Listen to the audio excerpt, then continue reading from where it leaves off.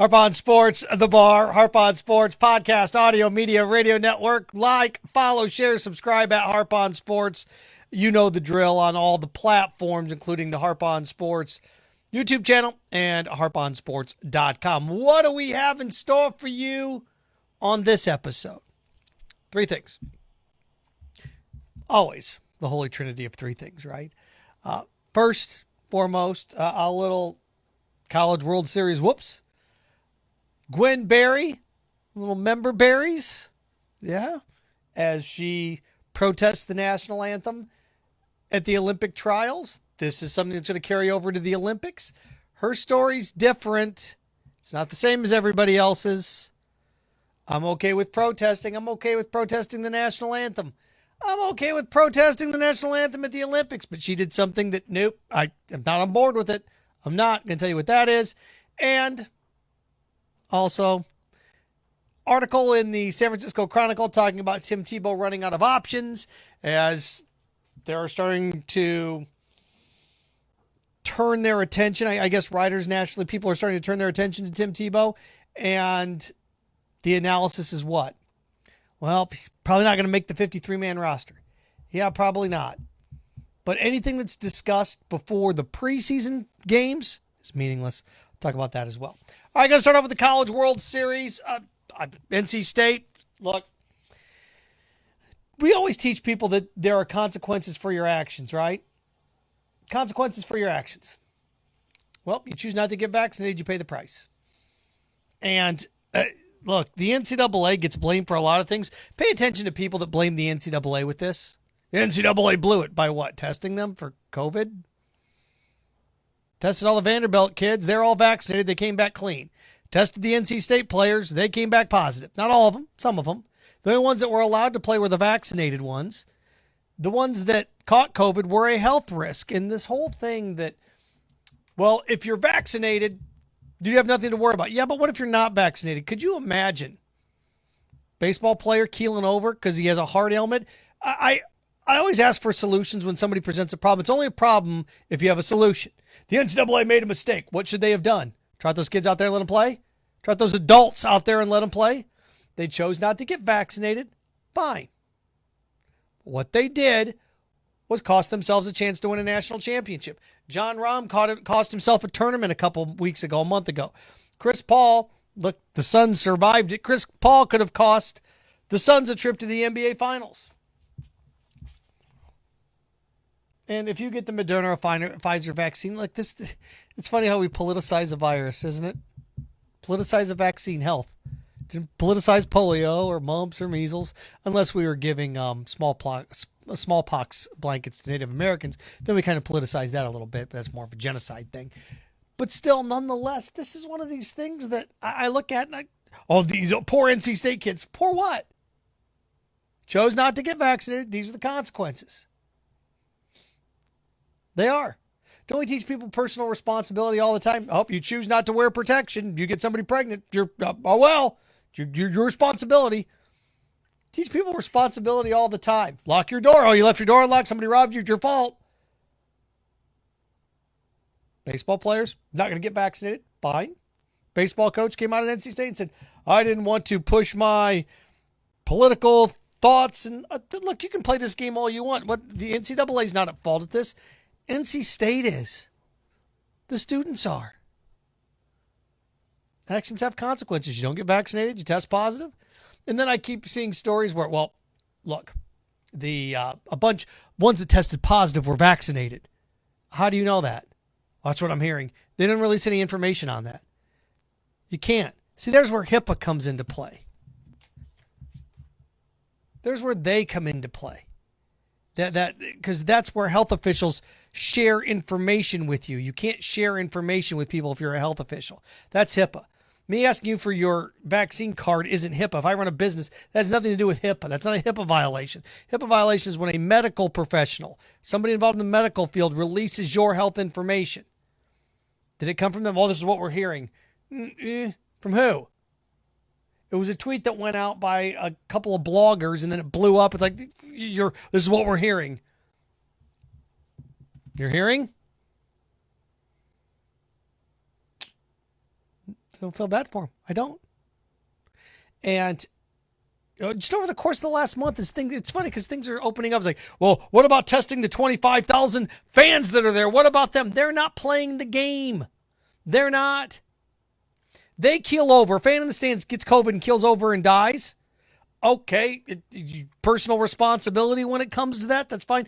But if you have a baseball player that gets COVID, that dies on the field, then what? You're gonna be cool with the NCAA then? Could you imagine for 1 second if one of those players from NC State, they test positive, they put them out there and play, and one of them dies? Now what? Oh, well, then the breaks. You're never going to say it. Oh, the NCAA blew it. The NCAA is one of these things that people just love to blame. Like Republicans that blame Biden for everything and Democrats that blame Trump for everything. People just like to blame things. Blame the man, blame the coach, blame the referees. Look, the NCAA makes plenty of mistakes, and they deserve to be criticized for them. This wasn't one of them.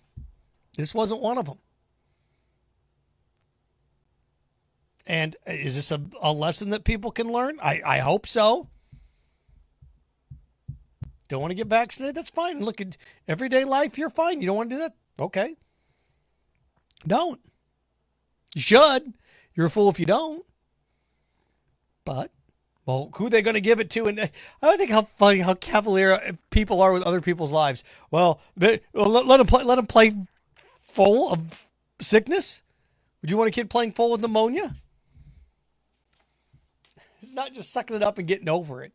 It's not a sore muscle or, oh, they're sick and they don't feel good. Or no. I just look at reports out there of athletes and how sick they are and how weak they are. Oh, they're asymptomatic. Okay. Have them go sprint a double. Remember, there's a respiratory infection. Guys got out there laboring. It's 90 degrees. You're going to have them run from, let's say one of them hits a triple. Shortness of breath. They've got COVID. I just think this is so interesting. It's like, well, what? What is there to do? What was your solution? Well, you could push the College World Series back a week. That's real fair to Mississippi State. Real fair to Vanderbilt. Let's wait a week. You can just sit around then. No, this is one of these things where you get to the end of your runway. You make a mistake, you get burned for it. Zero sympathy for NC State. None. I feel bad a little bit for the players that were vaccinated. They get burned here. But as a whole unit, as a group, sorry. And college football, if I'm a college football coach and I'm looking around, I'm like, guess what, gang? We're not forfeiting a game in the middle of the year because the SEC and other conferences, this is the next debate. This is the next discussion. What do you do if there's an outbreak again? Because last year there's an outbreak of COVID. It's like, oh, guys, we got COVID here. We got to delay some games. Florida's game against LSU was pushed back, right? That got moved back. You have games that got moved around. We moved a lot of things. Football games are being moved. The NFL had a bunch of games that were moved around. What do you do this year if a football team has 9 guys test positive, 10 guys that test positive? It's like, oh, we had a COVID outbreak. Let's delay the game. Oh, no, that's a loss. No. We're not delaying a bunch of games this fall. This is the next step in this. You just saw what happened here. You just saw what happened. It happened with the NCAA tournament, with VCU. It just happened with NC State. And it's going to happen to some team. Mark my words. There's going to be a team this fall in football that's going to have a COVID outbreak, and they're going to want to postpone the game. Nope, that's a forfeit. It's a loss. Nope. I'm okay with what the PGA does. If you get vaccinated, we're not going to test you. So, zero sympathy for NC State. Well, some for the vaccinated guys. As a team, as a unit, as a whole, this banging on the NCAA, it's clueless is what it is. It's just complaining to complain.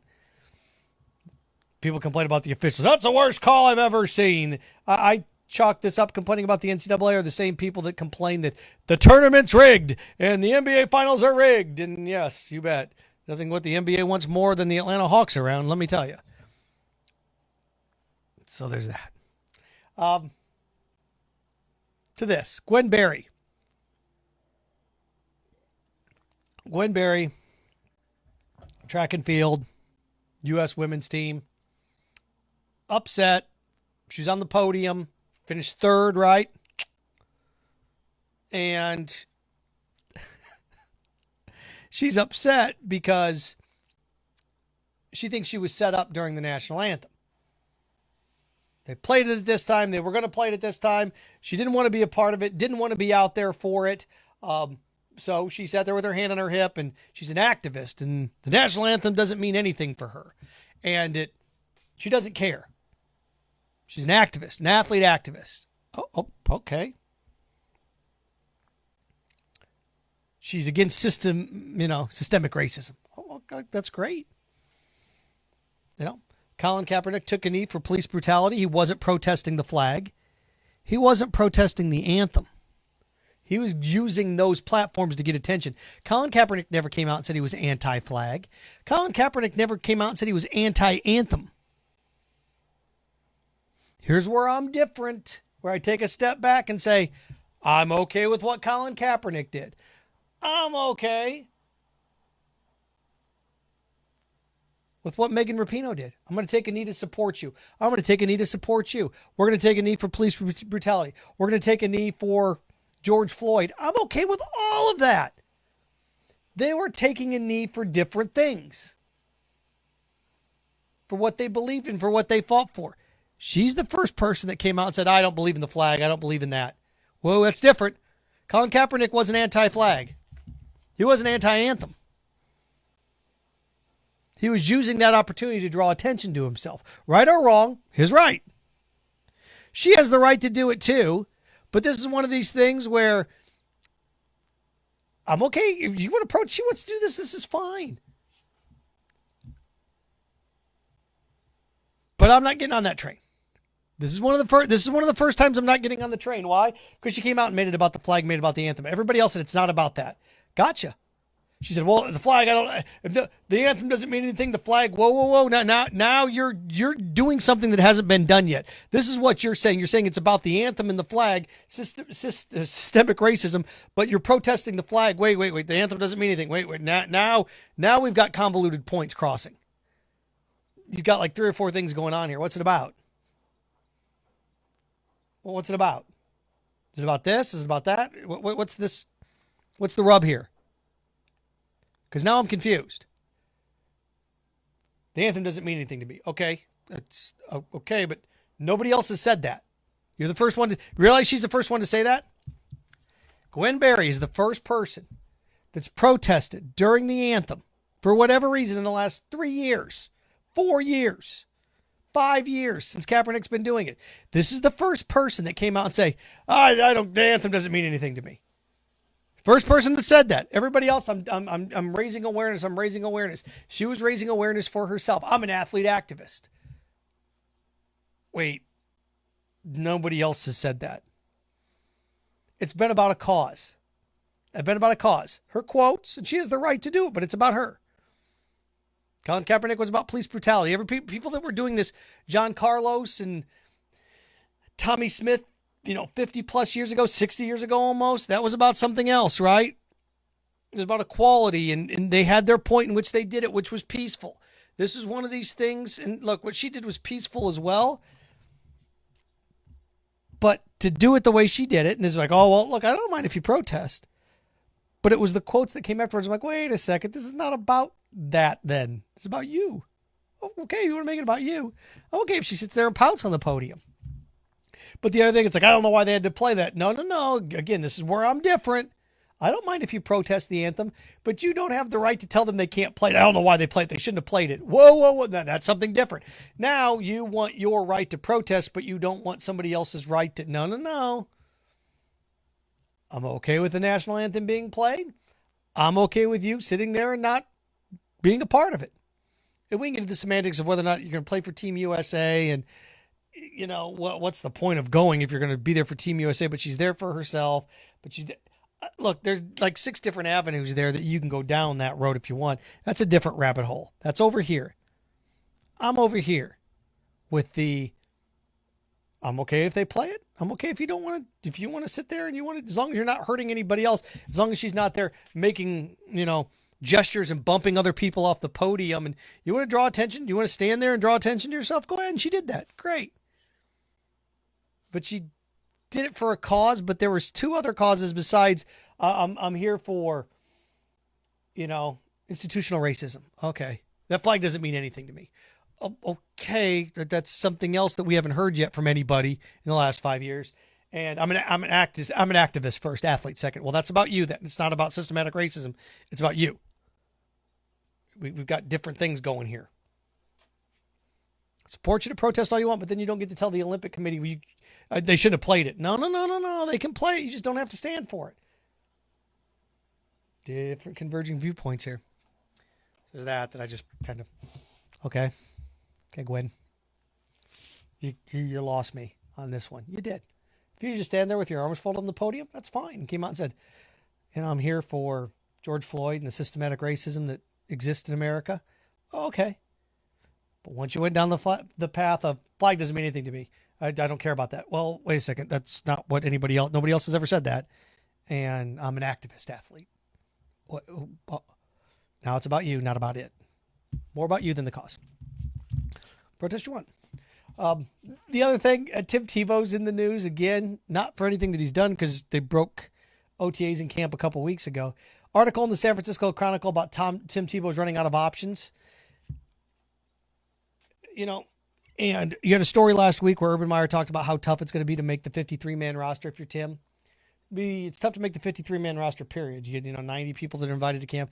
They cut 37 of them. What helps Tim a little bit this go-round as opposed to 4 or 5 years ago where you had, what was it? You had, was it 90 guys at camp? And then did we go from 90 to 80 and then 80 to 63? I can't remember. It's been 4 or 5 years ago now. I can't remember exactly how it went. But you used to be able to, you had 3 different cut lines, right? You had your camp and then you had your initial cuts. And then you had second cuts and then you had third cuts. You basically had 3 different cuts. You had to get down to the 53-man roster after the final preseason game. And I think you're out there. Were they out there with 75 guys then for that? Can't remember what the number was. I keep thinking 65, but I thought it was 75. I thought when you went, no, maybe it wasn't. Maybe you went 90, 80 or 90 to 80 to 70 to 53. Is that what it was? 90, 80. Start off at 90, 80, 70, 53. See, it's been 4 years. I can't believe I forgot this already, this number. But it's changed where it just goes from 90 to 53. So you cut 37 guys following the final preseason game. Tim Tebow's value is going to be entirely based in those games. Entirely based in those 3 preseason games. Preseason play means more to Tim Tebow than it does to almost anybody else on the Jaguars. Why? Because we don't know what role Urban Meyer has envisioned for him. You put him out there as a tight end, he's going to get to play a ton. A lot of the starters aren't going to play, right? You got, instead of 4 preseason games, you got 3. The first one, you're in there for a series or so. The second preseason game was the one where they would play a quarter and a half. The third preseason game, they play until halftime. Fourth preseason game, don't play at all. So that's just basically how things have ran over time. I'm going to be interested to see what this preseason looks like. Does this with the new, you still going to drive in the first game, drive in a half, then an entire half in the second game, then third game, nobody gets in there. Either way, Tim Tebow is going to have the ability to play over half the preseason. Do they work packages? Does he throw the ball at all? Where does he line up? Is he a tight end exclusively? Is he in the slot? Is he in the backfield? What does he do? So this whole thing about, well, Tim Tebow may not make the roster. It's called, having a debate on whether or not Tim Tebow is going to make the team or not is irrelevant until after the first preseason game. After the first preseason game, when you see Tim go in there, you're going to be able to say, okay, this is how they're going to work him in. This is what he's going to be able to do. Having debates, well, he didn't look good in practice. He didn't look good in practice. He didn't. Tim Tebow, a discussion on Tim Tebow making the team or not, it's irrelevant until the preseason begins. Even all this stuff in practice, like, well, he's learning these new rules. He's learning. Well, how do you can look sloppy in practice and look good in the game, right? Allen Iverson, practice, right? Practice. It's the same concept. It's a little bit different because you have to be somewhat, if you're really, really bad at practice, it's going to be tough to be good in a game. But with Tebow, this whole thing, again, he's running out of options. Yeah, he's 34 years old. Time catches up with all of us. Running out of options to what? Be a professional athlete? Well, he tried baseball, didn't work. I'm not going to rip on the guy for trying. Getting signed to be a member of the Jaguars here in the preseason, I'm not going to rip. Again, if you're rooting against Tim Tebow, you're a turd. If you're rooting for him to fail, I don't get it. I don't. Well, how can he get an opportunity and Colin Kaepernick can't? Well, Tim Tebow is a 4th-string tight end. That's how he's getting an opportunity. If you told Colin Kaepernick, we're going to bring you back, you're going to be a 4th-string quarterback, you may make the practice squad, would he do it? For the minimum $800,000, would he do it? I think he would. Again, when I saw that today, I was like, guys, debating. You know what it is? The talk about Tim Tebow right now. It's the equivalent of debating a baseball team the first month of the year. I remember after about 10 games, like the Astros are done. This season in baseball. After 10 games, Astros are done. What are they, like 3-7? Done. One point, the Astros are 9 games below 500. They're done. Astros are done. They're done. Oh, they got the best record in the American League now that we've played 80 games.